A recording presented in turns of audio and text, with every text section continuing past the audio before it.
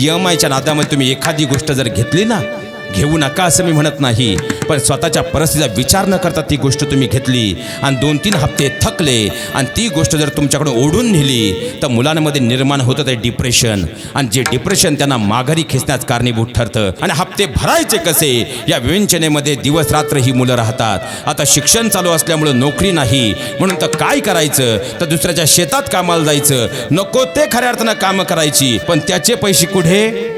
हप्ते भरायला. म्हणजे मुलं अलगद शिक्षणापासूनही दूर जात आहेत, आपल्या ध्येयापासूनही दूर जात आहेत आणि नको त्या मार्गाने गेल्यामुळं आयुष्यातली महत्त्वाची वर्ष वाया जात आहेत. आणि मग हाच व्यवहार पूर्ण करण्यासाठी कधी कधी जवळच्या मित्रांकडे व्यवहार सुरू होतो आणि वेळेत त्याचेही पैसे न गेल्यामुळं मैत्रीत व्यवहार आल्यामुळं रक्ताची नाती, मैत्रीची नाती ह्यामध्ये ही व्यवहार आल्याने तीही नाती तुटतात आणि मग मात्र गोळाबिरीच करायला गेलं, शेवटी मात्र शून्य निघते.